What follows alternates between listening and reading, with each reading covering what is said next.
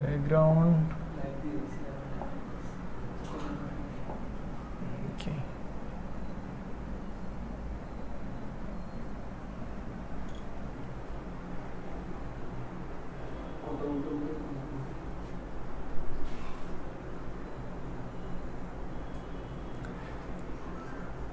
আসসালামু আলাইকুম সুপ্রিয় শিক্ষার্থীরা, আশা করছি সবাই ভালো আছো এবং সুস্থ আছো। আমাকে শুনতে পাচ্ছো এবং দেখতে পাচ্ছো কিনা একটু কমেন্ট সেকশনে জানিয়ে দাও। যদি শোনা যায় এবং দেখা যায় আমরা ক্লাসে চলে যাব। কেমন?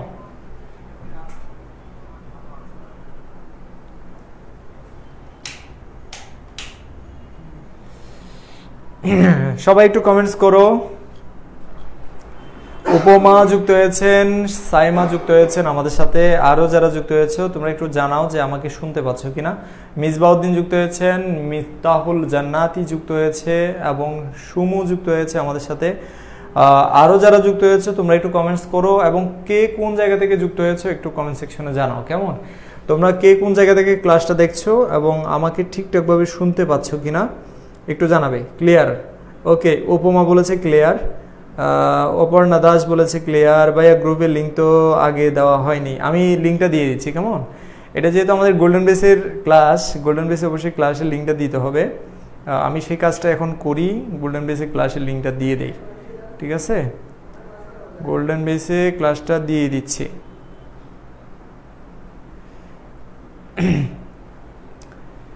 তো তোমরা সবাই ভালো আছো সেই আশা রাখছি এবং তোমরা যারা আজকের ক্লাসে যুক্ত হয়েছো তোমাদেরকে আমি পৌরনীতি পড়াবো। তো সেই হিসেবে হচ্ছে আজকে তোমাদের সাথে আমি বেসিক ক্লাস করাবো। এরপরে আমরা যখন হচ্ছে সিক্রেট গ্রুপে ক্লাস করব তখন টপিক ভিত্তিক আলাদা আলাদাভাবে ক্লাস করব। সাব্বির হোসাইন তামিম যুক্ত হয়েছে, আফরাউদ্দিন এবং মোহাম্মদ সালিম রাজা, এর পাশাপাশি মারুফা বিনতে আকলিমা এবং আরও অনেকেই যুক্ত হয়েছে। তোমরা তোমাদের টাইমলাইনে ক্লাসটা শেয়ার করে রাখো। নাজিয়া নোরা যুক্ত হয়েছেন আমাদের সাথে এবং আরও যারা যুক্ত হয়েছে তোমাদের সবাইকে স্বাগতম। এবং আজকে তোমাদেরকে আমি সিভিক্সের বেসিক ক্লাস আলোচনা করব, সিভিক্সের বেসিক বিষয় নিয়ে আলোচনা করব। তোমরা যারা লাইভে থাকবে তোমরা অনেক কিছুই জানতে পারবে আশা রাখছি। আর যারা থাকবে না তোমাদেরকে বলবো তোমরা একটু মনোযোগী হও ক্লাসে, কারণ হচ্ছে তোমাদের সময় খুবই অল্প সময়, কারণ হচ্ছে তোমাদের ইন্টারমিডিয়েট সময়গুলোকে কাজে লাগাতে হবে। ঠিক আছে?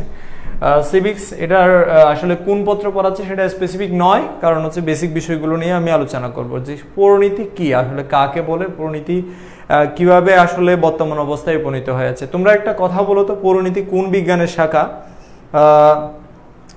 পৌরনীতি কোন বিজ্ঞানের শাখা একটু কমেন্ট সেকশনে জানাও তো দেখি যে তোমরা জানো কিনা। পৌরনীতি কোন বিজ্ঞানের শাখা? তোমরা অনেকেই পারবে। পৌরনীতি হচ্ছে রাষ্ট্রবিজ্ঞানের একটি শাখা, অর্থাৎ হচ্ছে পৌরনীতি রাষ্ট্রবিজ্ঞানের একটি শাখা। একটু খেয়াল করো যে সিভিক্স, এই সিভিক্স শব্দটা আসলে কিভাবে আসলো। সিভিক্স শব্দটার বিষয়ে যদি আমরা একটু আলাপ করি, যে সিভিক্স শব্দটাকে আমরা ভাঙি, হ্যাঁ, সিভিস এবং সিভিটাস এই দুটো শব্দ থেকেই তো সিভিক্স শব্দটা আসছে, তাই না? সিভিস এবং কি সিভিটাস। এই সিভিসের অর্থ কি? যে নাগরিক। সিভিসের অর্থ কি? নাগরিক। দুইটাই কিন্তু ল্যাতিন ভাষার শব্দ, মনে রাখবা। সিভিস শব্দের অর্থ হচ্ছে নাগরিক আর সিভিটাস শব্দের অর্থ হচ্ছে নগর রাষ্ট্র। এখানে একটা জিনিস বলে রাখি, নাগরিক এবং নগর রাষ্ট্র এই দুইটা ধারণারই জন্ম হয়েছে। হ্যাঁ, এটা দুইটা শব্দই কিন্তু ল্যাতিন ভাষার শব্দ। আবার বলছি, এই দুইটা শব্দই কিন্তু ল্যাতিন ভাষার শব্দ। তো তোমাদের কাছে যদি জিজ্ঞেস করি যে সিভিক্স শব্দটা কোন ভাষার শব্দ, তোমরা কি পারবে যে সিভিক্স শব্দটা কোন ভাষার শব্দ? এই দুইটা তো আমরা জানলাম যে ল্যাতিন ভাষার শব্দ। হ্যাঁ, দুইটার অর্থও আমরা জানলাম, নাগরিক এবং নগর রাষ্ট্র, এই দুইটাই ল্যাতিন শব্দ। হ্যাঁ, আর এই সিভিক্স শব্দটা, সিভিক্স যে শব্দটা, এই শব্দটা কোন ভাষার শব্দ? ঠিক আছে, তোমরা অনেকেই আশা করি পারবে। হ্যাঁ, এই সিভিক্স শব্দটা অনেকেই ভুল উত্তর দেয়। এটা হচ্ছে ইংরেজি শব্দ, এটা ইংরেজি প্রতিশব্দ, অর্থাৎ ইংরেজির প্রতিশব্দ হচ্ছে যে সিভিক্স, অর্থাৎ পৌরনীতির ইংরেজি প্রতিশব্দ হচ্ছে কি? সিভিক্স। এটা মনে রাখবা। এটা কোনো ল্যাতিনও না, এটা কোনো গ্রিকও না। এখন আসি নাগরিক এবং নগর রাষ্ট্র। আমরা একটু যদি খেয়াল করি যে নাগরিক কারা আসলে। নাগরিক হচ্ছে, নাগরিকের ধারণা কোথায় জন্ম নিয়েছে সেটা একটু বলি, যে নাগরিকের ধারণা জন্ম নিয়েছে মূলত হচ্ছে নগর রাষ্ট্রে। এখন প্রশ্ন হচ্ছে নগরাষ্ট্র কোথায় ছিল? নগরাষ্ট্র ছিল হচ্ছে মূলত প্রাচীন গ্রিক সভ্যতায়। কোন সভ্যতায়? গ্রিক সভ্যতায়। গ্রিক সভ্যতায় অনেকগুলো নগরাষ্ট্র ছিল, হ্যাঁ, গ্রিক সভ্যতায়। তার মধ্যে অন্যতম হচ্ছে যে অ্যাথেন্স, হ্যাঁ, স্পার্টা, এর পাশাপাশি থেবেস নামেও একটা নগরাষ্ট্র ছিল। অ্যাথেন্স, স্পার্টা, থেবেস, আরো থাকতে পারে, বাট হচ্ছে আমরা এই দুইটা তিনটা মনে রাখবো। বিশেষ করে যে নাগরিকতা বা নাগরিক এই ধারণার জন্ম হয়েছে প্রাচীন গ্রিক সভ্যতার অ্যাথেন্সে, মনে রাখবো আমরা। এগুলো প্রত্যেকটাই ছিল নগর রাষ্ট্র। নগর রাষ্ট্রকে গ্রিক সভ্যতার এগুলো কি বলছি? নগর রাষ্ট্র। নগর রাষ্ট্রকে গ্রিক ভাষায়, অর্থাৎ নগরাষ্ট্রের গ্রিক ভাষায় কি বলা হয়? গ্রিক ভাষায় নগরাষ্ট্রকে বলা হয় পলিস। নগরাষ্ট্রকে কি বলা হয়? নগরাষ্ট্রকে বলা হয় পলিস, মনে রাখবা। পলিস নামে পরিচিত। এখন এই যে আমি তোমাদেরকে মাত্র বললাম যে একটা হচ্ছে কি গ্রিক সভ্যতার যে কয়টা অ্যাথেন্স, স্পার্টা, থেবেস, এগুলো হচ্ছে এক একটা পলিস, অর্থাৎ সেখানে পলিস নামে গ্রিক সভ্যতায় নগরাষ্ট্রগুলো পরিচিত ছিল। হ্যাঁ, এখন পলিসে যারা বসবাস করত, হ্যাঁ, পলিস মানে নগরাষ্ট্রে আর কি, নগরাষ্ট্রে যারা বসবাস করত সবাইকে নাগরিক বলা হতো না। এখন দেখো আমাদের দেশে টোটাল যে জনসংখ্যা আছে, আমাদের দেশে 18 কোটি মানুষ আছে, ধরো 18 কোটি মানুষ যারা প্রাপ্তবয়স্ক, অর্থাৎ 18 কোটি মানুষের মধ্য থেকে 18 বছর পূর্ণবয়স্ক যারা আছে সবাইকে আমরা নাগরিক বলছি। কিন্তু গ্রিক সভ্যতায় সবাইকে নাগরিক বলা হতো না, মনে রাখবা। গ্রিক সভ্যতায় শুধুমাত্র তারাই নাগরিক বলে পরিচিত ছিল যারা রাষ্ট্রের দায় দায়িত্ব, কর্তব্য এবং সুযোগ সুবিধা ভোগ করত। সেই দিক থেকে যদি বলি যে প্রাচীন যে গ্রিক সভ্যতা ছিল, সেই গ্রিক সভ্যতার যে পলিস বা নগরাষ্ট্রগুলো ছিল, সেই নগরাষ্ট্রের সবাই নাগরিক ছিল না। তাহলে দেখো যে রাষ্ট্রের কয়টি উপাদান? রাষ্ট্রের হচ্ছে 4টি উপাদান। আমরা নগর রাষ্ট্র বলছি, রাষ্ট্রের কিন্তু 4টি উপাদান আছে। কয়টি উপাদান? 4টি। এক হচ্ছে নির্দিষ্ট ভূখণ্ড, জনসংখ্যা, সার্বভৌমত্ব, সরকার। আবার বলছি যে জনসংখ্যা থাকতে হবে, নির্দিষ্ট ভূখণ্ড থাকতে হবে, রাষ্ট্রের সার্বভৌমত্ব থাকতে হবে, 4 নম্বর হচ্ছে সরকার থাকতে হবে। তাহলে 4টা উপাদান থাকলে তবে একটা রাষ্ট্র হয়। যদি 4টা উপাদানের মধ্যে কোনোটা ঘাটতি থাকে তাহলে সেটাকে রাষ্ট্র বলে বিবেচনা করা হয় না। তাহলে প্রাচীন গ্রিক সভ্যতায় যে নগরাষ্ট্রগুলো ছিল সেগুলোর মধ্যে মূলত যেটা হয়েছিল যে টোটাল যে জনসংখ্যা, সেই মোট জনসংখ্যার সবাই কিন্তু নাগরিক ছিল না। টোটাল জনসংখ্যার মধ্যে কি টোটাল জনসংখ্যার সবাই নাগরিক ছিল না। এখন আমরা আমাদের দেশের কথা যদি বলি যে টোটাল জনসংখ্যার 18 বছর প্রাপ্তবয়স্ক যারা হয়ে গেছে সবাইকে আমরা নাগরিক বলতেছি। হ্যাঁ, জনসংখ্যায় যারা 18 বছর হয়েছে তাদের সবাইকে আমরা নাগরিক বলতেছি, কিন্তু গ্রিক সভ্যতায় সবাইকে নাগরিক বলা হতো না। বিশেষ করে যে নগরাষ্ট্রগুলোতে যারা ছিল তাদের সবাইকে নাগরিক বলা হতো না। নাগরিক শুধুমাত্র তাদেরকে বলা হতো যারা রাষ্ট্রের দায় দায়িত্ব কর্তব্য পালন করত। এখন প্রশ্ন হচ্ছে যদি মোট জনসংখ্যাকে নাগরিক বলা না হয় তাহলে তারা কারা ছিল, তারা কে? তাহলে একটু খেয়াল করো যে টোটাল যে জনসংখ্যা ছিল সেখানে আমি ওয়েস্টার্ন পলিটিক্যাল থট বা যে তোমার পাশ্চাত্য রাষ্ট্রচিন্তা বইগুলোতে যেভাবে পেয়েছি, টোটাল জনসংখ্যাকে তারা 4টা ভাগে ভাগ করতো। প্রথম শ্রেণী ছিল হচ্ছে নাগরিক। হ্যাঁ, প্রথম শ্রেণী কি ছিল? নাগরিক। দ্বিতীয় শ্রেণী ছিল হচ্ছে অবসরভোগী। হ্যাঁ, অবসরভোগী, যাদেরকে লেজার ক্লাস বলা হয়েছে ইংরেজিতে, অবসরভোগী। এরপরে আছে কারা? এরপরে আছে হচ্ছে যে ব্যবসায়ী এবং বিদেশি। ব্যবসায়ী এবং কি? বিদেশি। ব্যবসায়ী ও বিদেশি। এরপরে দেখো, এরপরে হচ্ছে দাস এবং নারী।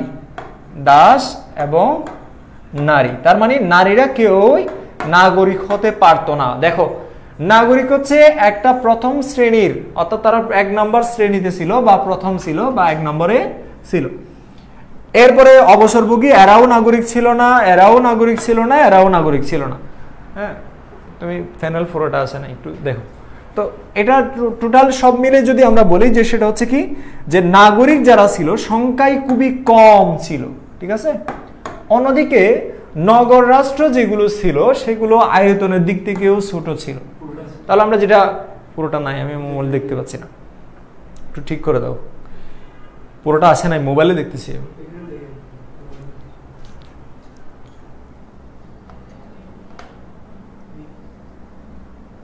একটু তোমরা লাইনে থাকো, কেমন? একটু তোমরা লাইনে থাকো।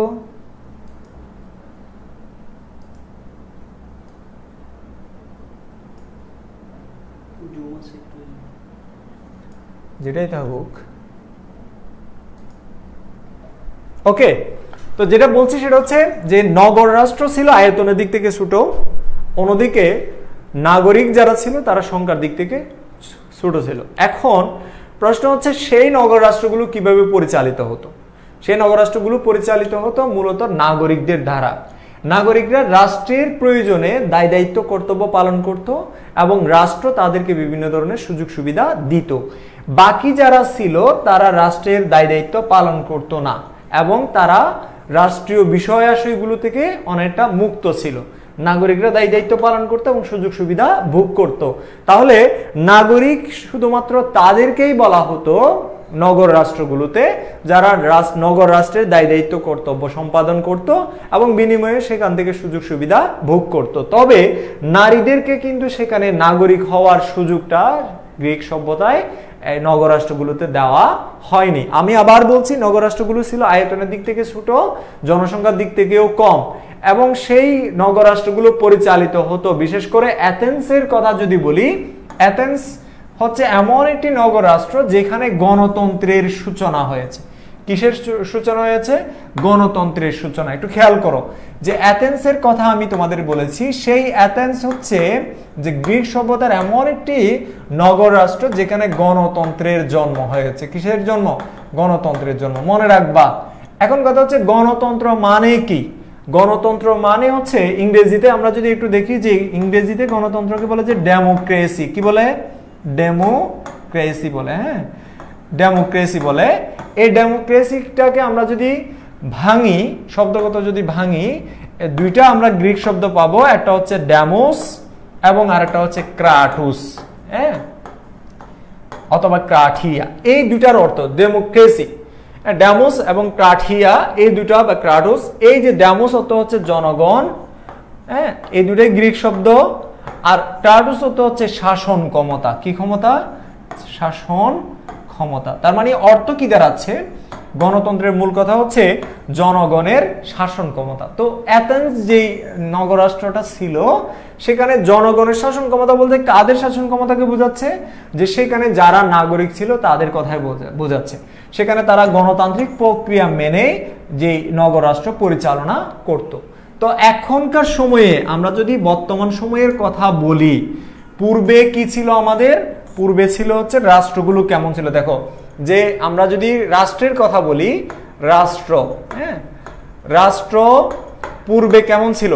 পূর্বে ছিল হচ্ছে পূর্বে ছিল হচ্ছে কি? নগর রাষ্ট্র। কেমন? নগর রাষ্ট্র। আর বর্তমানে কি হয়েছে? বর্তমানে, হ্যাঁ, বর্তমানে হয়েছে জাতি রাষ্ট্র। আর পূর্বে আয়তন, রাষ্ট্রের আয়তন যদি আমরা বলি, আয়তন, নগর রাষ্ট্রের আয়তন কেমন ছিল? তোমরা মাত্রই বললাম যে নগর রাষ্ট্রের আয়তন ছিল ছোট, আর অন্যদিকে জাতি রাষ্ট্রের আয়তন বিশাল অথবা বড়। বিশাল অথবা কি? বড়। অন্যদিকে এই মাত্র যে আমরা গণতন্ত্রের কথা বলেছি, পূর্বে গণতন্ত্র ছিল কি ধরনের সেই বিষয়ে আলোচনায় যাওয়ার আগে আমরা গণতন্ত্র সম্পর্কে একটু জেনে নেই। গণতন্ত্র সম্পর্কে অলরেডি আমি বললাম যে গণতন্ত্রের মানে হচ্ছে জনগণের শাসন ক্ষমতা, তাই না? জনগণের কি? শাসন ক্ষমতা। অর্থাৎ যেখানে, বাচ্চারা আপনারা বলেন তো কোন অধ্যায় নিয়ে কথা বলছে? আমি একটু দেরি আইসি। আহমেদ স্বর্ণা, আমি তোমাদেরকে পড়াচ্ছি বেসিক ক্লাস, অর্থাৎ বেসিক বিষয়গুলো নিয়ে আলোচনা করবো যেগুলো তোমাদের অবশ্যই লাগবে। কেমন? এখন যেটা বলছি সেটা হচ্ছে গণতন্ত্র। আগে গণতন্ত্রকে, বর্তমানে গণতন্ত্র হচ্ছে প্রত্যক্ষ মানে পরোক্ষ গণতন্ত্র। দেখো বর্তমানে বেশিরভাগ রাষ্ট্রে আছে পরোক্ষ গণতন্ত্র, কিন্তু অ্যাথেন্সে যে গণতন্ত্রের সূচনা হয়েছিল সেটা হচ্ছে প্রত্যক্ষ গণতন্ত্র। এগুলো তোমরা পারলে নোট করে ফেলবা, প্রত্যক্ষ গণতন্ত্র। তাহলে গণতন্ত্র কয়টা ধরন পেয়েছি আমরা? গণতন্ত্রের ধরন পেয়েছি আমরা দুইটা, একটা হচ্ছে প্রত্যক্ষ গণতন্ত্র আর একটা হচ্ছে কি পরোক্ষ গণতন্ত্র। তাহলে গণতন্ত্র কয় ধরনের হয়? গণতন্ত্র দুই ধরনের, একটা প্রত্যক্ষ গণতন্ত্র আর একটা কি পরোক্ষ গণতন্ত্র। তাহলে প্রত্যক্ষ গণতন্ত্র কোনটা? যে গণতান্ত্রিক ব্যবস্থায়, হ্যাঁ, যে গণতান্ত্রিক ব্যবস্থায় রাষ্ট্রের নাগরিকরা সরাসরি রাষ্ট্রের কাজে বা সিদ্ধান্ত গ্রহণের ক্ষেত্রে অংশগ্রহণ করতে পারে, এই ধরনের গণতন্ত্রকে বলে প্রত্যক্ষ গণতন্ত্র। আর রাষ্ট্রের যে ব্যবস্থায় নাগরিকরা সরাসরি অংশগ্রহণ না করে প্রতিনিধি নির্বাচনের মাধ্যমে রাষ্ট্রের কাজে অংশগ্রহণ করে বা রাষ্ট্রের সিদ্ধান্তের ক্ষেত্রে অংশগ্রহণ করে, এই ধরনের গণতান্ত্রিক ব্যবস্থাকে বলে যে পরোক্ষ গণতান্ত্রিক ব্যবস্থা। একটু খেয়াল করো, আমরা রাষ্ট্রের কথা একটু আগেই বলেছি, রাষ্ট্রের 4টি উপাদানের কথা বলেছি, তাই না? তোমরা একটু বলো তো কি কি উপাদানের কথা। 1 নম্বর হচ্ছে নির্দিষ্ট ভূখণ্ড, হ্যাঁ, এরপরে বলছি কি ভূখণ্ডের পরে, এরপরে বলছি হচ্ছে তোমার জনসংখ্যা, হ্যাঁ, জনসংখ্যা লাগবে, এরপরে লাগবে আমার কি, এরপরে লাগবে হচ্ছে সার্বভৌমত্ব, হ্যাঁ, এরপরে লাগবে কি সরকার। এই যে 4টি উপাদান, সেই 4টি উপাদানের মধ্যে সরকারের আবার 3টি বিভাগ আছে। সরকারের কি কি আছে? সরকারের আইন বিভাগ আছে, শাসন বিভাগ আছে এবং কি বিচার বিভাগ আছে, তাই না? এই যে 3টি বিভাগ আছে, সেই 3টি বিভাগের ক্ষেত্রে একটু যদি খেয়াল করো যে আইন বিভাগ বলতে আমরা আইনসভাকে বুঝি। আইনসভা বলতে আমাদের দেশে কি, আইনসভা কাকে বলে আমাদের দেশে? আমাদের দেশে আইনসভা হচ্ছে মূলত জাতীয় সংসদ, ঠিক আছে? আমাদের দেশে আইনসভার নাম কি? আমাদের দেশে আইনসভার নাম হচ্ছে জাতীয় সংসদ, মনে রাখবা। আমাদের দেশে আইনসভা হচ্ছে জাতীয় সংসদ। এই জাতীয় সংসদ আমি একটু সংক্ষেপে লিখি, জাতীয় সংসদ, হ্যাঁ, জাতীয় সংসদ, এটাকে পার্লামেন্টও বলা হয়। জাতীয় সংসদের সদস্য সংখ্যা কতজন? সদস্য সংখ্যা 350 জন। সেখানে আমরা সরাসরি ভোট দিয়ে অর্থাৎ প্রত্যক্ষ ভোটে নির্বাচনের মাধ্যমে সেই আইনসভা নির্বাচিত করি। তাহলে দেখো, আমরা আগে নির্বাচিত করি এমপিদেরকে, এমপিরা গিয়ে গঠন করে কি আইনসভা অর্থাৎ জাতীয় সংসদ গঠন করে। এই সংসদ দিয়ে পরিচালিত হয় সরকার, সরকার গিয়ে পরিচালনা করে রাষ্ট্র। তাহলে কি জনগণ, এই যে জনগণ তুমি আমি, হ্যাঁ, জনগণ তুমি আমি, আমরা আগে এমপি নির্বাচিত করি, এমপিরা গিয়ে কি করে, যে এমপিরা গিয়ে আইনসভা গঠন করে, আইনসভা গিয়ে সরকার গঠন করে, সরকার দিয়েই পরিচালিত হয় রাষ্ট্র। তাহলে আমরা জনগণরা সরাসরি রাষ্ট্রের কাছে অংশগ্রহণ করতে পারি না। আমরা সরাসরি কি কাজে অংশগ্রহণ করতে পারি না? রাষ্ট্রের কাছে অংশগ্রহণ করতে পারি না। সুতরাং আমরা প্রত্যক্ষ গণতন্ত্রে নাই, আমরা আছি পরোক্ষ বা প্রতিনিধিত্বমূলক গণতন্ত্রে। আমরা কি ধরনের গণতন্ত্রে? আমরা পরোক্ষ বা প্রতিনিধিত্বমূলক গণতন্ত্রে আছি, আমরা প্রত্যক্ষ গণতন্ত্রে নাই। যদি আমরা প্রত্যক্ষ গণতন্ত্রে থাকতাম, হ্যাঁ, যদি আমরা প্রত্যক্ষ গণতন্ত্রে থাকতাম তাহলে আমরা সরাসরি রাষ্ট্রের যে কোনো সিদ্ধান্তের ক্ষেত্রে অংশগ্রহণ করতে পারতাম, কিন্তু আমরা সরাসরি রাষ্ট্রের কোনো কর্মকাণ্ডে অংশগ্রহণ করতে পারি না। সুতরাং আমরা কি ধরনের গণতন্ত্রে আছি? আমরা আছি পরোক্ষ গণতন্ত্রে। কি ধরনের গণতন্ত্রে? পরোক্ষ গণতন্ত্রে। তো প্রত্যক্ষ গণতন্ত্র কোথায় ছিল? প্রত্যক্ষ গণতন্ত্র ছিল প্রাচীন গ্রিক সভ্যতায় যে নগরাষ্ট্রগুলো ছিল, হ্যাঁ, প্রাচীন গ্রিক সভ্যতায় যে নগরাষ্ট্রগুলো ছিল, সেই নগরাষ্ট্রগুলোতেই মূলত হচ্ছে প্রত্যক্ষ গণতন্ত্র ছিল। আমি আবার বলছি, গণতন্ত্রের জন্মভূমি কোনটা? গণতন্ত্রের জন্মভূমি হচ্ছে অ্যাথেন্স, হ্যাঁ, গণতন্ত্রের জন্মভূমি কোনটা? অ্যাথেন্স, এটা মনে রাখবা। ওকে, এখন আসি তাহলে আমরা যে গণতন্ত্রের চর্চা করছি সেটা হচ্ছে পরোক্ষ গণতন্ত্র। এখন আমরা তাহলে গণতন্ত্রের বিষয়ে আমরা লিখলাম, যে রাষ্ট্রের আয়তনের বিষয়ে লিখলাম, হ্যাঁ, রাষ্ট্রের বিষয়ে লিখলাম। হ্যাঁ, একটু আমি আবার ওই চার্টে ফিরে যাই। দেখো, চার্টে আমি আবার চলে যাচ্ছি, যে চার্টটা আমি তোমাদেরকে আঁকাচ্ছিলাম সেটা হচ্ছে বর্তমানে, পূর্বে রাষ্ট্র ছিল হচ্ছে নগরাষ্ট্র, বর্তমানে হচ্ছে জাতিরাষ্ট্র। আয়তন, পূর্বে ছিল নগরাষ্ট্রগুলোর আয়তন হচ্ছে ছোট, আর হচ্ছে বর্তমান জাতিরাষ্ট্রগুলোর আয়তন হচ্ছে কি বিশাল বা বড়। অন্যদিকে আমরা যদি গণতন্ত্রের কথা বলি, এই যে গণতন্ত্র, এই গণতন্ত্রের কথা যখন আসবে তাহলে পূর্বে ছিল হচ্ছে প্রত্যক্ষ গণতন্ত্র। কি ধরনের গণতন্ত্র? প্রত্যক্ষ গণতন্ত্র। আর বর্তমানে কি ধরনের গণতন্ত্র? বর্তমানে আছে হচ্ছে পরোক্ষ গণতন্ত্র। কি ধরনের? পরোক্ষ, মনে থাকবে, পরোক্ষ বা প্রতিনিধিত্বমূলক গণতন্ত্র, পরোক্ষ বা প্রতিনিধিত্বমূলক গণতন্ত্র। ওকে, তাহলে বর্তমানে অনেক কিছুর পরিবর্তন হয়েছে। যেমন ধরো আগে রাষ্ট্রগুলো ছিল ছোট, হ্যাঁ, আর আয়তনের দিক থেকে বর্তমানে জাতি রাষ্ট্রগুলো বড় হয়েছে। আর আগে গণতন্ত্র ছিল প্রত্যক্ষ গণতন্ত্র, আর সেখানে সবাই নাগরিক ছিল না, বর্তমানে সবাই নাগরিক। তো সেদিক থেকে যদি আমরা বলি, হ্যাঁ, সেদিক থেকে যদি আমরা বলি যে বর্তমানে অনেক কিছুর পরিবর্তন হয়েছে। আগে রাষ্ট্রগুলো ছোট ছিল, বর্তমানে আয়তনে বড় হয়েছে। তাহলে নাগরিকদের দায় দায়িত্ব, কর্তব্য, তারপরে হচ্ছে নাগরিকদের সুযোগ সুবিধা, এগুলো বিস্তৃত হয়েছে। তাহলে আগে নাগরিকতার ধারণা ছিল সংকীর্ণ, এখন নাগরিকতার ধারণা কি হয়েছে? বিস্তৃত হয়েছে। হ্যাঁ, নাগরিক সুযোগ সুবিধা আগে কম ছিল, এখন নাগরিক সুযোগ সুবিধা বেড়েছে। আগে রাষ্ট্রের দায় দায়িত্ব কম ছিল, এখন রাষ্ট্রের দায় দায়িত্ব বেড়েছে।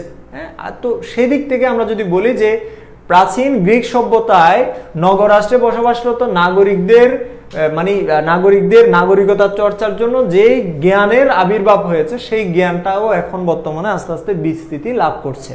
হ্যাঁ, তোমরা জানো যে প্রাচীন গ্রিক সভ্যতার অন্যতম দার্শনিকদের মধ্যে আমরা কয়জনের নাম জানি? তোমরা কি জানো যে আমরা একটু শর্টকাট মনে রাখবো যে গ্রিক সভ্যতার যে কয়জন স্কলার ছিল তাদের মধ্যে 4 জন কিন্তু খুবই বিখ্যাত। হ্যাঁ, খুবই বিখ্যাত। তার মধ্যে 3 জন কিন্তু অতি বিখ্যাত। তার মধ্যে একজন হচ্ছে সক্রেটিস, আমরা নাম শুনছি না? সক্রেটিসের ছাত্র কে ছিল? এই সিকোয়েন্সটা মনে রাখবা। সক্রেটিসের ছাত্র হচ্ছে কে? যে প্লেটোর ছাত্র কে? প্লেটোর ছাত্র হচ্ছে এরিস্টটল। দেখো, এরিস্টটলের ছাত্র কে? এরিস্টটলের ছাত্র হচ্ছে আলেকজান্ডার। কেমন? এরিস্টটলের ছাত্র হচ্ছে আলেকজান্ডার।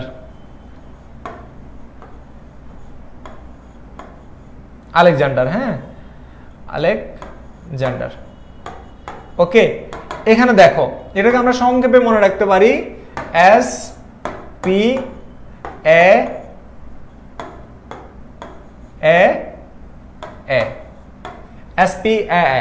অর্থাৎ সক্রেটিস, প্লেটো, এরিস্টটল এবং আলেকজান্ডার।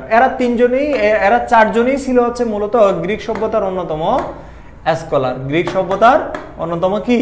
স্কলার। এই 4 জন, বিশেষ করে এই প্রথম 3 জন, সক্রেটিসের কথা যদি বলি, সক্রেটিস মূলত গ্রিক সভ্যতার যে প্রথম দিকে গ্রিক সভ্যতার জ্ঞান বিজ্ঞান চর্চার ক্ষেত্রে একদম প্রথম দিকে যারা অবদান রেখেছে তাদের মধ্যে অন্যতম। এবং তার ছাত্র হচ্ছে প্লেটোর ছাত্র এরিস্টটল। সক্রেটিস কোনো গ্রন্থ লিখে যাননি, প্লেটো একটা গ্রন্থ লিখেছেন। গ্রন্থের নাম হচ্ছে কি? The Republic. মনে রাখবা, এটা আজকে তোমাদের বিশ্ববিদ্যালয় ভর্তি পরীক্ষা, তোমাদের সিনিয়র যারা পরীক্ষা দিয়েছেন বিশ্ববিদ্যালয় ভর্তি পরীক্ষার আজকের প্রশ্নের মধ্যে এটা ছিল, এই প্রশ্নটা। প্লেটোর লিখিত গ্রন্থের নাম কি, অথবা দ্য রিপাবলিক গ্রন্থটি কার লেখা? হ্যাঁ, এরকম একটা প্রশ্ন ছিল আজকে। তো যারা পেরেছে তারা তো পেরেছেই।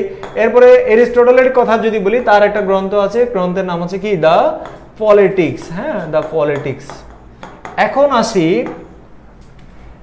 পলিটিক্স, এই যে শব্দটা, এইখানে তিনি রাষ্ট্র ব্যবস্থা নিয়ে ব্যাপক লেখালেখি করেছেন, ব্যাপক আলোচনা, অর্থাৎ রাষ্ট্র ব্যবস্থা কেমন হওয়া উচিত, রাষ্ট্রের শাসক কেমন হওয়া উচিত, রাষ্ট্রের আইন শৃঙ্খলা কেমন হওয়া উচিত, রাষ্ট্রের যে আয়তন এবং জনসংখ্যা কেমন হওয়া উচিত, তারা উভয়ই আলোচনা করেছেন। প্লেটো আলোচনা করেছেন, এরিস্টটল আলোচনা করেছেন। তাদের এই দুইটা গ্রন্থ খুবই গুরুত্বপূর্ণ।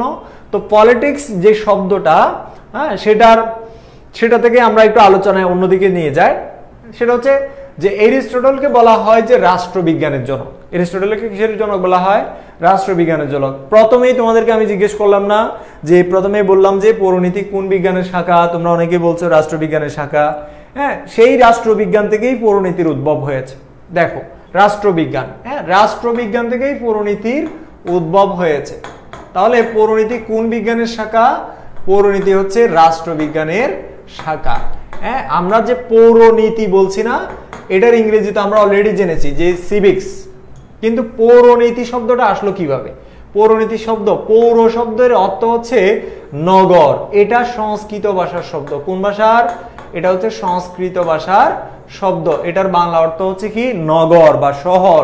তো পৌরনীতি এটা মূলত রাষ্ট্রবিজ্ঞানের শাখা। এখন আরেকটা বিষয় আমি বলি যে রাষ্ট্রবিজ্ঞান হচ্ছে সামাজিক বিজ্ঞানের একটি গুরুত্বপূর্ণ অংশ। বুঝতে পারছো কিনা? রাষ্ট্রবিজ্ঞান কোন বিজ্ঞানের অংশ? যে রাষ্ট্রবিজ্ঞান হচ্ছে সামাজিক বিজ্ঞানের একটা অংশ। ঠিক সেই কারণেই পৌরনীতি নিজেও একটা সামাজিক বিজ্ঞানের অংশ। তাহলে যদি জিজ্ঞেস করা হয় পৌরনীতি কোন বিজ্ঞানের শাখা, রাষ্ট্রবিজ্ঞানের শাখা, পৌরনীতি কোন বিজ্ঞানের অংশ, সেটা হচ্ছে সামাজিক বিজ্ঞানের অংশ, বা সামাজিক বিজ্ঞান কোন ধরনের বিজ্ঞান, সামাজিক বিজ্ঞান। এরপরে যদি বলা হয় যে পৌরনীতি কি বিষয়ক বিজ্ঞান, যেহেতু আমরা একটু আগেই আলোচনা করেছি নাগরিকদের অর্থাৎ নগররাষ্ট্রে যারা বসবাস করে, এই যে নগররাষ্ট্র, হ্যাঁ নগররাষ্ট্রে যারা বসবাস করে সেখানে যারা নাগরিক, হ্যাঁ সেই নাগরিকতা বিষয়ক বিজ্ঞান বলা হচ্ছে কোনটাকে, যে পৌরনীতিকে। অর্থাৎ নাগরিকদের যে দায়িত্ব, কর্তব্য, অধিকার এগুলো কি কি হবে সেই বিষয়ে আলোচনা করতে গিয়েই মূলত হচ্ছে পৌরনীতির আবির্ভাব হয়েছে, উদ্ভব হয়েছে।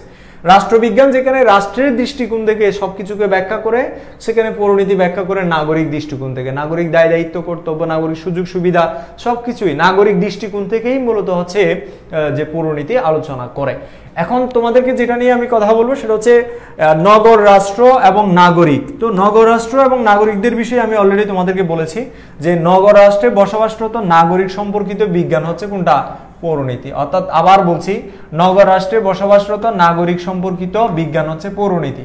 তার মানে এটা দাঁড়াচ্ছে যে পৌরনীতি হচ্ছে নাগরিকতা বিষয়ক বিজ্ঞান। তাহলে তোমাদের প্রশ্ন হবে তিন ধরনের। একটা হচ্ছে যে পৌরনীতি কি বিষয়ক বিজ্ঞান, পৌরনীতি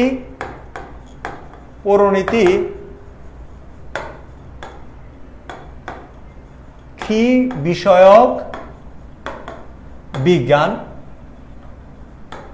এরপরে পৌরনীতি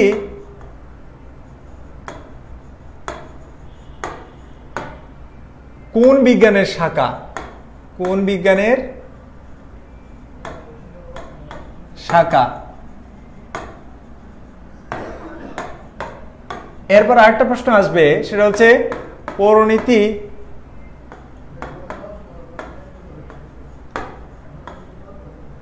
কোন ধরনের বিজ্ঞান।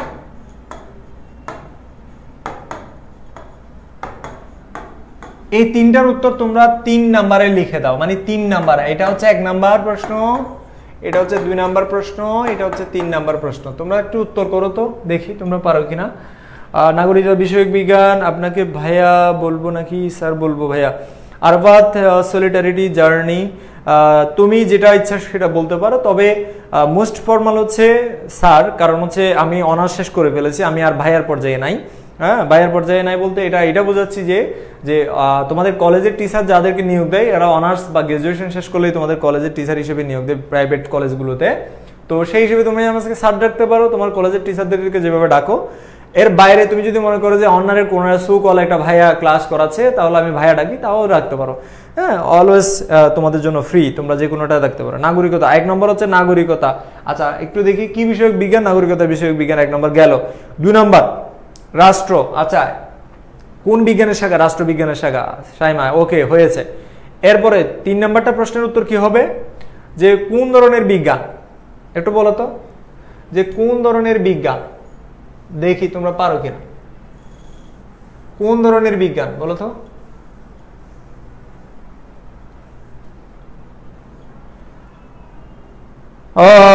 বলো বলো বলো দেখি আমি তোমরা পারো কিনা। 3 নাম্বার ওকে, সাইমা বলেছে যে সামাজিক বিজ্ঞান। ভেরি গুড ভেরি গুড, সামাজিক বিজ্ঞান। এটা কিন্তু সমাজ বিজ্ঞান না, সামাজিক বিজ্ঞান। কি বিজ্ঞান? সামাজিক বিজ্ঞান। তার মানে উত্তর হয়েছে পৌরনীতি কোন ধরনের বিজ্ঞান, এটা হচ্ছে সামাজিক বিজ্ঞান। পৌরনীতি কোন বিজ্ঞানের শাখা, সেটা হচ্ছে রাষ্ট্রবিজ্ঞানের শাখা। পৌরনীতি কি বিষয়ক বিজ্ঞান, সেটা হচ্ছে পৌরনীতি তোমার নাগরিকতা বিষয়ক বিজ্ঞান। এখন আসি তোমাদেরকে আরেকটা প্রশ্ন আমি ছুড়ে দেই, সেটা হচ্ছে পৌরনীতির অনেকগুলো সংজ্ঞা আছে, তাই না? পৌরনীতির অনেকগুলো সংজ্ঞা আছে, সেই সংজ্ঞায় তোমরা একটা বইয়ের নাম পাবে। হ্যাঁ, একটা বইয়ের নাম পাবে তোমাদের বইয়ের মধ্যে, সেটা আছে তোমাদের বইয়ের মধ্যে আছে the philosophy of citizenship. The philosophy of citizenship এটা কার বই বলো তো? The philosophy of citizenship.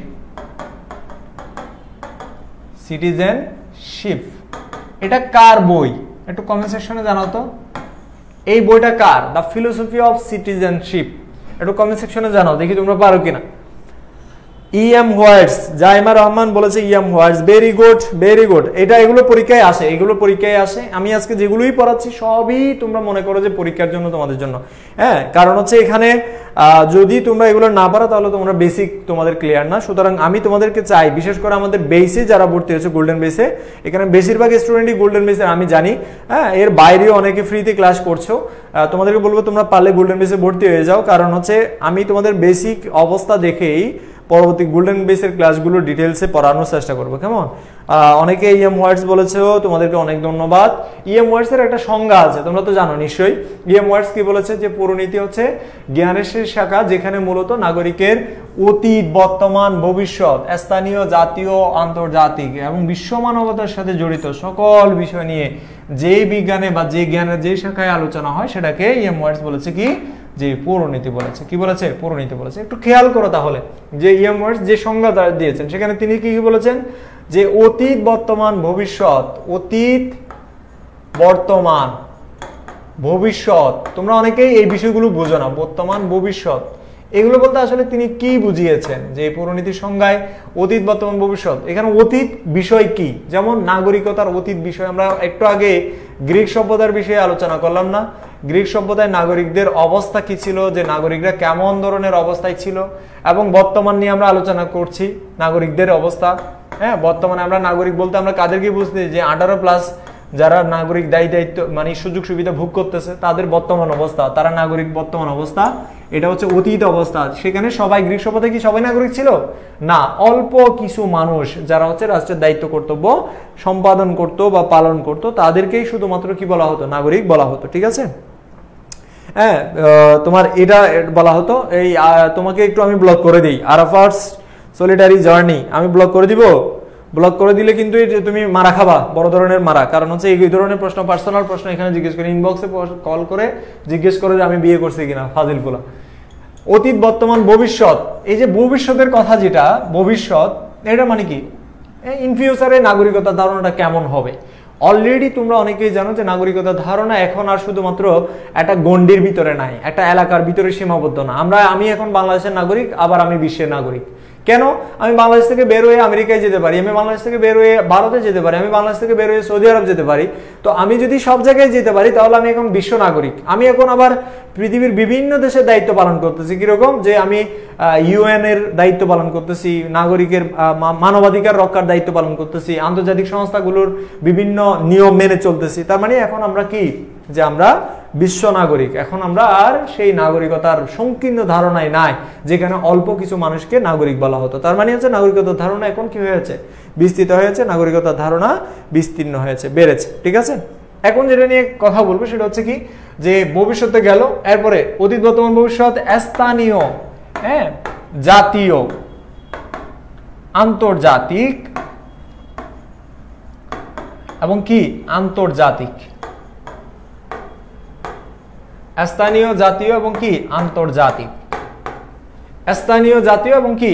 আন্তর্জাতিক। স্থানীয় মানে কি? স্থানীয় কোনটা? আসলে নাগরিক হিসেবে আমার স্থানীয় দায়িত্ব কোনটা? কে বলতে পারবে দেখি? যে নাগরিক হিসেবে আমার স্থানীয় দায়িত্ব কোনটা? নাগরিক হিসেবে আমাদের স্থানীয় দায়িত্ব কোনটা? নাগরিক হিসেবে আমাদের প্রত্যেকেরই কিন্তু কিছু স্থানীয় দায়িত্ব আছে। স্থানীয় দায়িত্ব হচ্ছে, যেমন ধরো নাগরিক হিসেবে আমরা প্রথমত আমরা পরিবারের সদস্য, তাই না?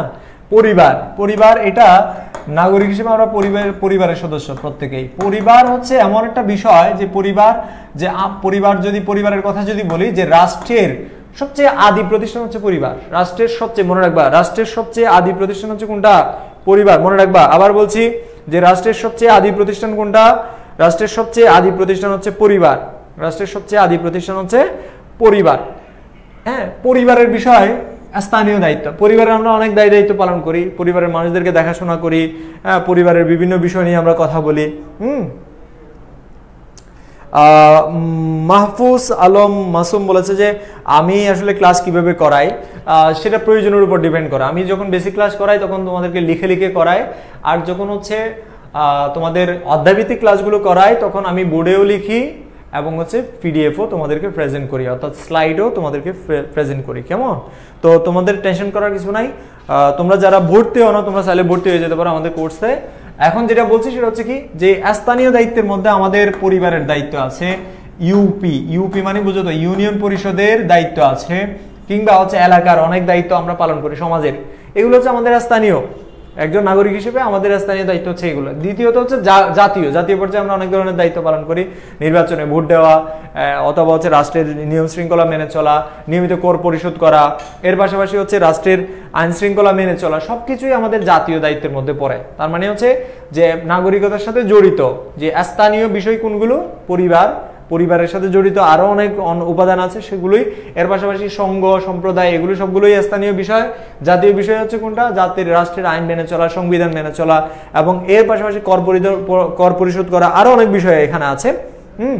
এরপরে যেটা আছে সেটা হচ্ছে আন্তর্জাতিক বিষয়। আন্তর্জাতিক বিষয় কি, যেমন একটু আগে আমি বললাম না যে ইউএন এর বিভিন্ন দায়িত্ব আমরা পালন করতেছি, মেনে চলতেছি। যেমন ইউএন বললো যে মানবাধিকার, যেটা হিউম্যান রাইটস বলি আমরা, হিউম্যান রাইটস। হ্যাঁ, হিউম্যান রাইটস কয়টা বলো তো, কে বলতে পারবা দেখি, যে হিউম্যান রাইটস বা মানবাধিকার, টোটাল মানবাধিকার কয়টা, যে মানুষের মানবাধিকার কয়টা? একজন কমেন্টস করেছে, সিলেট থেকে যুক্ত হলাম ভাইয়া, কেমন আছেন আপনি? অরুণ কুজুর, আমি আলহামদুলিল্লাহ ভালো আছি তোমাদের দোয়ায়। একটু বলো তো, 30টি। ইতু চৌধুরী বলেছে 30টি, তার মানে তুমি তোমাদের ফার্স্ট ইয়ারে অ্যাডভান্স বেসে তুমি ছিলে। হ্যাঁ, 30টি। তামিনা রহমান বলেছে 30টি। আরো যারা যুক্ত হয়েছে তোমরা একটু বলো, যে দ্রুত কমেন্টস করো, কেমন? তোমরা অন্তত কমেন্টস করো, 30টি অনেকেই বলেছে। আচ্ছা, এই 30টি যে মানবাধিকার, এগুলো সম্পর্কে আমরা জানি এবং আমরা মানি। হ্যাঁ, তো আমরা কার দায়িত্ব পালন করতেছি? আসলে আমরা আন্তর্জাতিক দায়িত্ব পালন করছি। এর বাইরে গিয়েও আমি একজন বাংলাদেশের নাগরিক হিসেবে যে দেশে যাই না কেন, আমাকে কিন্তু সসম্মানে রাখা হবে, কারণ আমার নিরাপত্তা থেকে শুরু করে আমার সব কিছু দেখাশোনা করার দায়িত্ব রাষ্ট্র কর্তৃক প্রদত্ত বিভিন্ন ধরনের বিষয় সেই দেশগুলো দেখাশোনা করবে। ঠিক আছে, নিরাপত্তা থেকে শুরু করে যে বেসিক নিডসগুলো আছে সেগুলো ফুলফিল করার চেষ্টা করবে অনেক ক্ষেত্রে। ঠিক আছে, তাহলে হচ্ছে আন্তর্জাতিক অনেক বিষয়। তাহলে নাগরিকতার সাথে জড়িত অতীত, বর্তমান, ভবিষ্যৎ, স্থানীয়, জাতীয়, আন্তর্জাতিক বিষয় নিয়ে যে জ্ঞানের যেই শাখায়, অর্থাৎ বিশ্ব মানবতার সাথে জড়িত সকল বিষয় নিয়ে জ্ঞানের যেই শাখায় আলোচনা হয় সেটাকে বলে কি, যে পৌরনীতি। সেটাকে কি বলে? পৌরনীতি বলে। তো এখন কথা হচ্ছে পৌরনীতি কি কি বিষয় নিয়ে আলোচনা করে? পৌরনীতি অনেকগুলো বিষয় নিয়ে আলোচনা করে। হ্যাঁ, স্পেসিফিক ভাবে আমি বলতে চাই না যে কি বিষয় নিয়ে আলোচনা করে, অনেকগুলো বিষয় নিয়ে আলোচনা করে। আমরা যখন ডিটেলসে পড়বো তখন আমরা জানতে পারবো। তবে আমি একটু বলি যে পৌরনীতির যে আমাদের দায়িত্ব কর্তব্য নিয়ে আলোচনা করে। কি নিয়ে? দায়িত্ব কর্তব্য, নাগরিক দায়িত্ব কর্তব্য আর কি। এরপরে অধিকার, আমাদের অধিকার নিয়ে আলোচনা করে। হ্যাঁ, এর পাশাপাশি রাষ্ট্রের আইন, এরপরে হচ্ছে রাষ্ট্রের সংবিধান। ঠিক আছে, রাষ্ট্রের কি? সংবিধান। এর পাশাপাশি রাষ্ট্রের ইতিহাস, আরো অনেক বিষয় আছে এখানে। ইতিহাস আছে, তারপর হচ্ছে তোমার মানবাধিকার নিয়ে আলোচনা করে না, মানবাধিকার নিয়েও আলোচনা করে। এর পাশাপাশি মৌলিক অধিকার নিয়েও, যে রাষ্ট্রের মৌলিক অধিকার নিয়ে আলোচনা করে। হ্যাঁ, এর পাশাপাশি হচ্ছে তোমার এর পাশাপাশি আরো কি আছে, যে তোমার যত ধরনের বিষয় এখানে, সংবিধান থেকে শুরু করে সাংবিধানিক প্রতিষ্ঠান, হ্যাঁ, জাতীয় ইতিহাস, রাজনৈতিক ব্যক্তিত্ব, এগুলো আছে। রাজনৈতিক ব্যক্তিত্ব এদেরকে নিয়ে, সবাইকে নিয়েই মূলত পৌরনীতি আলোচনা করে। সামগ্রিকভাবে যে নাগরিকতার সাথে জড়িত এমন কোনো বিষয় নেই যেটা পৌরনীতিতে আলোচনা করা হয় না। সামগ্রিকভাবে সবকিছু নিয়ে আলোচনা করা হয় বলে এটাকে পৌরনীতিকে নাগরিকতা বিষয়ক বিজ্ঞান বলেছে। তোমাদের বইয়ে আমি আবার বলছি যে পূর্বাপরি শব্দটা ব্যবহৃত হয়েছে কোন ভাষা থেকে? যে সংস্কৃত ভাষা থেকে। সংস্কৃত ভাষায় পূর্বাপরির অর্থ হচ্ছে যে নগর। হ্যাঁ, নগর, অর্থাৎ যারা নগরে বসবাস করে তাদেরকে পূর্ববাসী বলা হয়। এটাও তোমরা মনে রাখবা। এর বাইরে গিয়েও আমি অনেক কথা বলেছি। এটার একটা জিনিস মনে রাখবো, সেটা হচ্ছে রাষ্ট্রবিজ্ঞানের শাখা। এটা হচ্ছে রাষ্ট্রবিজ্ঞানের শাখা। শব্দগত অর্থ থেকে দিক থেকে বিবেচনা করলে এটা আর পৌরনীতির মধ্যে কোনো কি নাই, প্রভেদ নাই বা পার্থক্য নাই। ঠিক আছে, শব্দগত বা উৎপত্তিগত অর্থ যদি আমরা রাষ্ট্রবিজ্ঞানের কথা বলি, যেমন এই যে দেখো পলিটিক্স, তাই না? পলিটিক্স এই শব্দটাকে বাংলা যেটা হয়, একটা হচ্ছে পলিশ আর একটা হচ্ছে পলিটিস। এই দুটো শব্দ গেল। একটা হচ্ছে পলিশ আর একটা পলিটিস, দুটোই গ্রিক ভাষার শব্দ। এটা পলিশ, এটা পলিটিস। আবার পৌরনীতিকে যদি আমরা ভাঙি, পৌরনীতির ইংরেজি প্রতিশব্দ কি? সিভিক্স। এটাকে ভাঙলে যেটা হয়, দুটো ল্যাটিন শব্দ আসবে, একটা হচ্ছে সিভিস আর একটা হচ্ছে কি? সিভিটাস। সিভিস এবং কি? সিভিটাস। আচ্ছা, এখানে সিভিটাস বলতে যে পলিশকে বোঝানো হয়েছে নগররাষ্ট্র, আর সিভিস বলতে এই যে তোমার পলিটিক্সকে বোঝানো হয়েছে নাগরিক, একই অর্থ। কিন্তু পলিটিক্সের ক্ষেত্রে পলিশ এবং পলিটিক্স এই দুইটা শব্দ গ্রিক ভাষার শব্দ, এই দুইটা গ্রিক ভাষার শব্দ, আর এই দুইটা হচ্ছে ল্যাতিন ভাষার শব্দ, মনে থাকবে এই দুইটা ল্যাতিন ভাষার শব্দ, তোমরা ভুল করে আসিও না। আর এই শব্দটা, এই যে পলিটিক্স শব্দটা, এটাও গ্রিক ভাষার শব্দ, এটাও গ্রিক ভাষার শব্দ, এটা ইংরেজি ভাষার শব্দ, এটা মনে রাখবে, এটা ইংরেজি, এটা কি ইংরেজি, ভুল করবা না। ওকে, মনে থাকবে? Okay fine. এরপরে আমরা যেটা নিয়ে কথা বলবো সেটা হচ্ছে যে তোমাদের খুবই গুরুত্বপূর্ণ বিষয়, সেটা হচ্ছে সরকারের 3টি বিভাগ। সরকারের কি 3টি বিভাগ, সরকারের 3টি বিভাগ। যেহেতু বেসিক বিষয়গুলো নিয়ে আমি আলোচনা করছি, তোমাদের রাষ্ট্রের যে 4টি উপাদান তার মধ্যে একটি উপাদান হচ্ছে সরকার। সরকার কাকে বলে আসলে? সরকার কি আমরা কি জানি? সরকার, সরকার কাকে বলে? সরকার আসলে কারা? সরকার হচ্ছে মূলত রাজনৈতিক গোষ্ঠী, রাজনৈতিক দল, মনে রাখবে রাজনৈতিক দলকে মূলত যখন হচ্ছে নির্বাচনে জয়লাভ করে। দেখো, রাজনৈতিক দল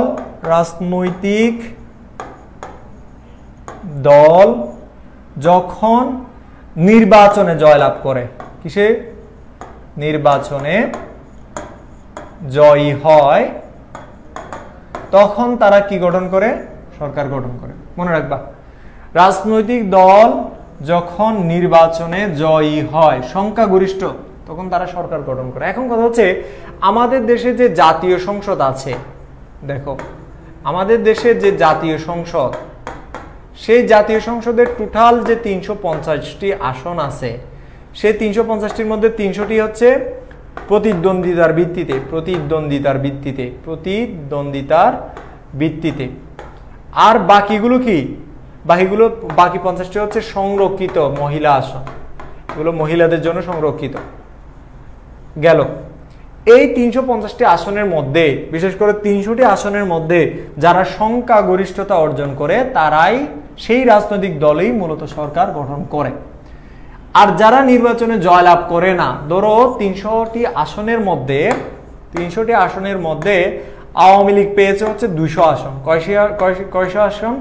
200 আসন পেয়েছে হচ্ছে আওয়ামী লীগ, আমি সংক্ষেপে লিখলাম আলীগ। হ্যাঁ, আওয়ামী লীগ 200 আসন পেয়েছে। বাকি 80টি আসন পেয়েছে ধরো জাতীয় পার্টি, জাফা। বাকি আসনগুলোর মধ্যে বিভিন্ন রাজনৈতিক দলগুলো পেয়েছে অল্প অল্প করে। গেল, তো এখন তোমরা বলো সরকার দল কারা হবে? সরকার দল কারা হবে? যিনি একটি দেশকে পরিচালনা করেন তিনি সরকার, যে রাষ্ট্র পরিচালনা তাকে সরকার বলে, কিছু মুষ্টিমেয় গোষ্ঠী। আচ্ছা, তোমরা বলো তো এখানে যে সরকার কারা গঠন করবে? সরকার গঠন নিশ্চয়ই তোমরা বুঝতেই পারতেছো, সংখ্যাগরিষ্ঠ যারা তারাই আওয়ামী লীগ, আর বিরোধী দলের ভূমিকায় থাকবে হচ্ছে জাতীয় পার্টি। এখন আমাদের দেশের যে বর্তমান সরকার আছে, সেই সরকারের নাম কি বলো তো দেখি? বর্তমানে বাংলাদেশের যে সরকার আছে সেই সরকারের নাম কি? ক্লাস শুরু হবে তখন কি আবার নতুন করে শুরু করবেন? এই ক্লাসটা নতুন করে শুরু হবে না, এটা বেসিক ক্লাসটা, এটা কখনোই নতুন করে শুরু হবে না, এটা এখান থেকেই করতে হবে। আর বেসিক ক্লাসের বাইরে গিয়ে টপিক ভিত্তিক আমরা অধ্যায় ভিত্তিক ধরে ধরে যে ক্লাসগুলো নিব সেগুলো হবে সিক্রেট গ্রুপে, কেমন? ভেরি গুড জাইমা রহমান, তোমার উত্তর ভুল হয়েছে। উপমা, তোমার উত্তরও ভুল হয়েছে। বাংলাদেশ সরকারের নাম আওয়ামী লীগ, মোহাম্মদ ইব্রাহিম, সেটাও ভুল হয়েছে। তানজিলা আফরিন সুমু উত্তর দিয়েছেন যে শেখ হাসিনা, সেটাও ভুল হয়েছে। আরও যারা যুক্ত হয়েছে তোমাদের অনেকেই জানো যে বাংলাদেশ সরকারের নাম, তোমরা অনেকেই সুন্দর সুন্দর উত্তর দিচ্ছ, তোমাদেরকে অভিনন্দন। এবং আমি যদি পারতাম যে তোমাদেরকে পুরস্কৃত করতাম। হ্যাঁ, এত সুন্দর বাংলাদেশ সরকারের নাম, আওয়ামী লীগ, শেখ হাসিনা, এরপরে আরো অনেকে, ওবায়দুল কাদের কেউ লিখো নাই কেন? ওবায়দুল কাদের লিখলে তো হয়ে যাইতো। বাংলাদেশ সরকারের নাম আওয়ামী লীগ বর্তমান সরকার। আওয়ামী লীগ বর্তমান সরকার এটা কে বলছে? আওয়ামী লীগ একটা রাজনৈতিক দল। আওয়ামী লীগ বর্তমান ক্ষমতায় আছে এটা বলতে পারো। শেখ হাসিনা মিতল জান্নাতি বলেছে যে আজকের ক্লাসের কোনো কিছু লিখতে পারলাম না, লিখতে না পারলে আবার ক্লাস করে লিখতে হবে আর কি, অবহেলা করলে যা হয়, সময়ের 1 পুর অসময়ে 10 পুর, বুঝতে হবে। বাংলাদেশ সরকার, হ্যাঁ, খুশনুর জাহান উপমা কিছুটা কাছাকাছি গেছে, বাট হচ্ছে উত্তরটা হয়নি। হ্যাঁ, বাংলাদেশ সরকারের নাম হচ্ছে গণপ্রজাতন্ত্রী বাংলাদেশ সরকার। বাংলাদেশ সরকারের নাম কি? গণপ্রজাতন্ত্রী বাংলাদেশ সরকার। ওবায়দুল কাদেরের নাম কেউ লিখেও নাই, আল্লাহ বাঁচাইছে। তোমাদের দয়া করুক সৃষ্টিকর্তা, তোমরা আরো বেশি প্রজ্ঞায়, জ্ঞানে, গরিমায় আরো অনেক বড় হও। তোমাদের উত্তর অনেকেই উত্তর জানো না, এটা খুবই প্যাথেটিক। লামিয়া বলেছে গণতান্ত্রিক বলেছে, গণতান্ত্রিক হবে না, গণপ্রজাতান্ত্রিক বাংলাদেশ সরকার হবে, ঠিক আছে? তো বাংলাদেশের নাম কি? বাংলাদেশ, এটা বললে হবে না, বাংলাদেশ হচ্ছে গণপ্রজাতন্ত্রী বাংলাদেশ। আর সরকারের নাম যখন বলবে তখন বলতে হবে যে গণপ্রজাতন্ত্রী বাংলাদেশ সরকার। ওকে,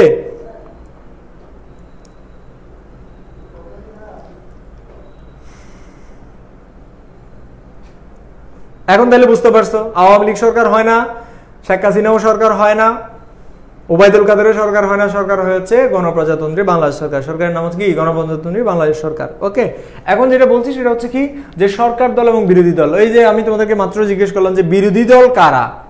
হ্যাঁ, বিরোধী দল কারা? বর্তমানে যে সর্বশেষ যে নির্বাচনটা হয়েছে, তোমরা অনেকেই দেশের দশের খবর রাখো, টিকটকে কে স্টার হয়েছে, কে ফেসবুকে ভাইরাল হয়েছে, হ্যাঁ, ছেলেপেলেরা কে কোথায় লিঙ্ক বের হয়েছে, এইসব কথাবার্তা বলো না তোমরা? তো তোমরা একটু বলো তো দেখি বাবুরা, যে বর্তমানে কারা বিরোধী দলের ভূমিকা পালন করছে? যে সরকার দল তো তোমরা বলেছো আওয়ামী লীগ সরকার দল, সরকার না, সরকার দল। হ্যাঁ, তো তোমরা বলো যে এখন যে বিরোধী দলের ভূমিকা কারা পালন করছে? বিরোধী দলের ভূমিকা কারা পালন করছে? একটু কমেন্টস করো দেখি তোমরা পারো কিনা। আর যদি না পারো তাহলে তোমাদেরকে আরো ডিটেলসে পড়ানো হবে তোমাদের গ্রুপে। প্রিন্স বলেছে যে জাতীয় পার্টি, এটা কি সবসময় থাকবে? সবসময় গণপ্রজাতন্ত্রী বাংলাদেশ সরকার, এটা সবসময় থাকবে। আওয়ামী লীগ পরিবর্তন হইতে পারে, বিএনপি পরিবর্তন হইতে পারে, জাতীয় পার্টি পরিবর্তন হইতে পারে। ওকে, নার্গিস আক্তার বলেছে জাতীয় পার্টি। ওকে ওকে ফাইন, ওকে ফাইন, বিরোধী দল জাতীয় party, very good very good. Okay fine, BNP বলে না, এটা বাঁচাইছে। অনেকেই তো বিএনপি বলে বসে থাকে, অনেকে মনে মনে ভাবতেছে যে লিখবো কি লিখবো না, লিখবো কি, লিখে ফেলছে অলরেডি। রফিকুল ইসলাম বলেছে যে বিএনপি, ভেরি গুড, বিএনপি লোক। এরপরে মিনহাস জাতীয় পার্টি, শান্ত জানি না। ওকে, না জানাটাও এটা ঠিক, কিন্তু জানার ভান ধরে ভুল উত্তর দেওয়াটা এটা হচ্ছে হিপোক্রেসি, মানে ভণ্ডামি, বুঝতে পারছো? মানে না জেনে জানার ভান ধরাটা। কিন্তু তোমরা অনেকে ভুল উত্তর দিচ্ছ, এটা ভণ্ডামি না, ভুল উত্তর দিয়ে দেওয়াটা স্বাভাবিক, কারণ তোমাদের কাছে মনে হয়েছে যে এটার উত্তর হতে পারে। ওকে ফাইন, এবার আসি আমরা পরবর্তী আলোচনায়।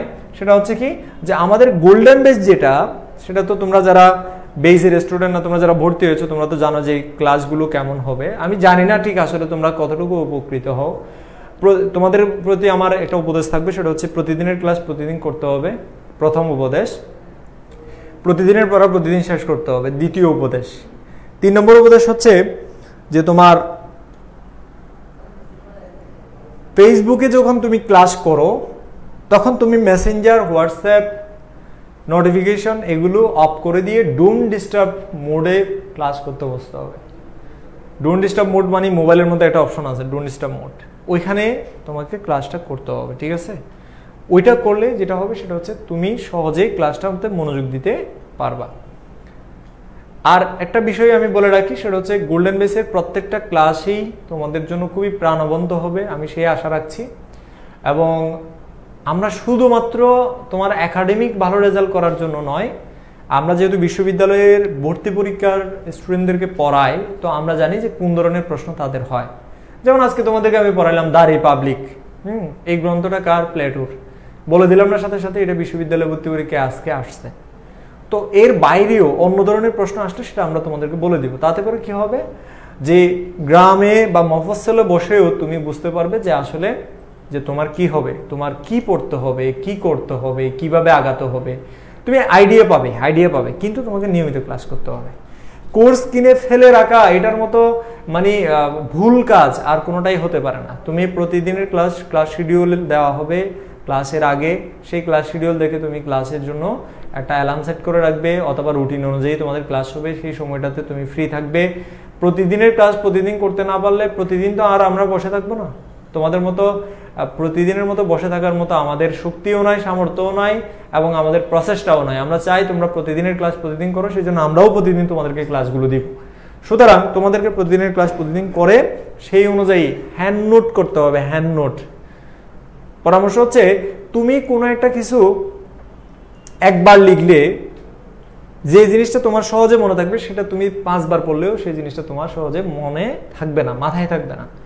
এই জন্য তোমরা যারা গোল্ডেন বেসে ভর্তি হয়েছে তোমাদের পূর্ণাঙ্গ প্রস্তুতি আমি তোমাদেরকে মানে চ্যালেঞ্জ করে বলতে পারি যে তুমি যদি মনোযোগী হয়ে ক্লাসগুলো করো, তোমার আর টেস্ট পরীক্ষার পরে বই ধরেও দেখতে হবে না, যদি মনোযোগী হয়ে ক্লাস করো এবং নিয়মিত প্রতিদিনের পর প্রতিদিন শেষ করো। আর যদি তুমি অমনোযোগী হও, অনিয়মিত হও এবং তুমি যদি ভালোভাবে স্টাডি না করো, বিষয়বস্তুগুলো ক্লিয়ার করে সামনের দিকে না আগাও, তাহলে তুমি টেস্ট পরীক্ষা কেন, তুমি ইন্টার পরীক্ষা শেষ করেও তুমি কিছু করতে পারবে না, বা পড়া তোমার খালি থেকে যাবে। ঠিক আছে স্যার, 24 বেসের ক্লাস কি আর হবে না? জাইমা রহমান বলেছে 24 বেসের ক্লাস বলতে কোনটা? 24 বেসের কোনটা? তোমরা তো 25 বেসের, তোমরা গোল্ডেন বেসে যারা ভর্তি হয়েছো তোমরা তো সবাই 25 বেসের। 24 বেসের রেপিড বেসের ক্লাস চলতেছে। রেপিড বেসের ক্লাসগুলো অলরেডি অর্ধেক শেষ হয়ে গেছে, যেমন আমার প্রথম পত্র শেষ হয়ে গেছে। রেপিড বেসটা দ্রুত শেষ হয়, গোল্ডেন বেসটা দীর্ঘ সময় ধরে ডিটেলসে পড়ানো হয় বলে এটা দীর্ঘ সময় পাওয়া যায়।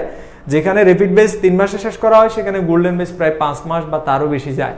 ঠিক আছে, তো তোমাদের মাথায় রাখতে হবে গোল্ডেন বেসটা হচ্ছে তোমাদের এখানে এমন একটা সময়, সোনালী সময়, এই সময়গুলোকে নষ্ট করো না।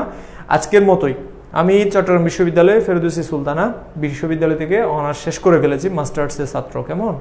শাহাদাত হোসেন ভাইয়া, অ্যাকাউন্টিং ক্লাস কি হবে না? হবে, অ্যাকাউন্টিং ক্লাসও হবে, প্রতিদিনের ক্লাস রুটিন অনুযায়ী হবে। ঠিক আছে, যদি রুটিন অনুযায়ী করতে না পারে, ক্লাস যদি না হয় একটা দুইটা, সেটা তোমাদেরকে আপডেট জানিয়ে দিবে। ঠিক আছে, তখন তোমরা ক্লাসের শিডিউল দেখেই ক্লাসে আসতে পারবে। ওকে, পরবর্তী ক্লাসে দেখা হবে ইনশাল্লাহ। আজকের মতোই তোমাদের এই বেসিক ক্লাসটুকু এইটুকুই রাখলাম, এবং যখন হচ্ছে আমরা চ্যাপ্টার ওয়াইজ আলোচনা করব তখন আরও বেশি ডিটেলসে আলোচনা করব। এবং তোমাদেরকে রিকোয়েস্ট করব, তোমরা যারা এখনো ভর্তি হও নাই, পেজে ক্লাস যতদিন চলতেছে ততদিন চলতেছে, কিন্তু rapid base golden base class চলবে হচ্ছে সিক্রেট গ্রুপে। সুতরাং অবহেলা করো না, পরবর্তীতে পস্তাতে হবে। ভালো থাকবে, সুস্থ থাকবে এবং সবার জন্য সুন্দর সুন্দর জীবন কামনা করে এখানেই ক্লাসটা সমাপ্তি ঘোষণা করছি।